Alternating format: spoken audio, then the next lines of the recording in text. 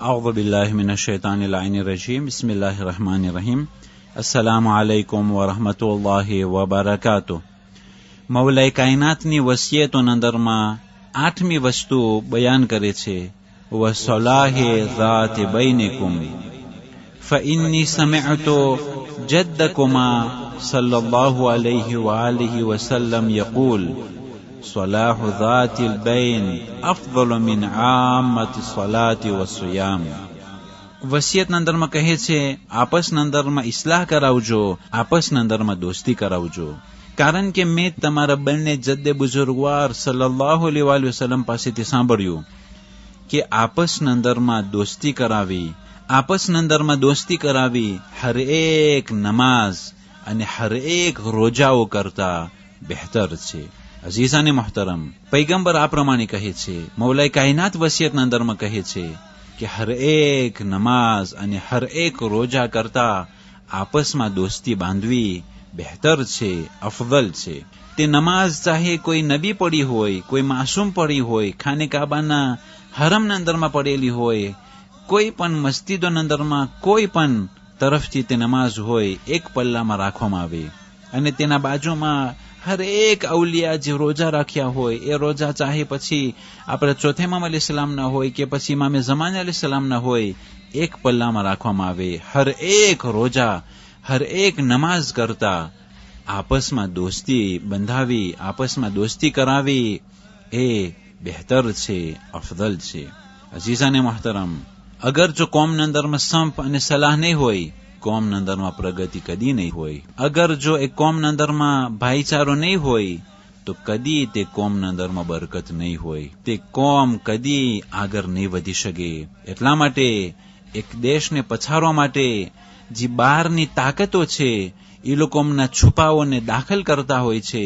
એ છુપાઓ એ દેશના અંદરમાં, એ કોમના અંદરમાં બેદિલી ફેલાવતા હોય છે, એકબીજાને બજારતા હોય છે, એકબીજા પ્રત્યે દુશ્મની ફેલાવતા હોય છે. એ બહારની તાકાતોનો ઈરાદો એ હોય છે કે નોખા પાડો, જેથી કરીને સરખી રીતના હુકુમત તેઓ કરી શકે. તો આ ઇસ્લાહ જે છે, દોસ્તી જે છે, માસૂમોના નજરમાં બહુ જ ઉત્તમ છે. અઝીઝાને મોહતરમ, ખુદાનું શુકર છે કે આપણે કોમના અંદરમાં એક્યતા છે, ભાઈચારો છે. ખુદા આ એક્યતાને મજબૂત રાખે, આ ભાઈચારાને ઓર આગળ તરક્કી નાયત ફરમાવે. અગર જો દોસ્તી કરાવી એટલું અફઝલ હોય હર નમાઝ અને હર રોજા કરતા, તો આપસના અંદરમાં દુશ્મની ફેલાવી, ફસાદ અને ફિતના ફેલાવા અને ફાટા પારવા એ કેટલો મોટો ગુનો હશે, એના પછવારે કેટલો મોટો અઝાબ સમાયેલું છે. અગર જો ઇસ્લાહ કરવામાં એટલું સવાબ હોય તો પછી અકલનો તકાજો એ છે કે મોહબ્બતમાં ભંગ પાડવો, ફાટા પરાવા, એના પછવારે કેટલો મોટો ગુનો સમાયેલો છે. અઝીઝાને મોહતરમ, એ ઝાલિમોના ઇતિહાસ આપણે જોઈ ચૂક્યા કે જે લોકો ફાટા પરાવતા હતા એ લોકોનો અંજામ શું થયો છે. એ ઝાલિમો અમુક તો કેદમાં પુરાઈ ગયેલા છે અને અમુક તો હલાક થઈ ચૂક્યા છે. આ ઇતિહાસના સબકોમાંથી આપણે ઇબરત હાસિલ કરીએ કે માસૂમોના કલામો હક છે. ભાઈચારો, મોહબ્બત કોમના અંદરમાં, ફેમિલીના અંદરમાં, ભાઈઓના અંદરમાં એ મોહબ્બતને ઓર વધારો કરીએ.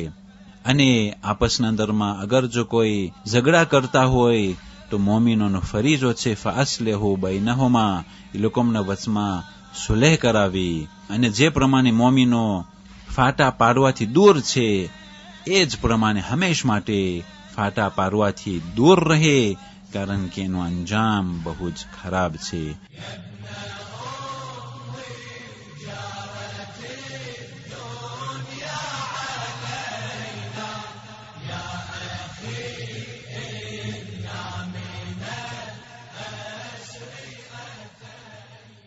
والسلام عليكم ورحمة الله وبركاته.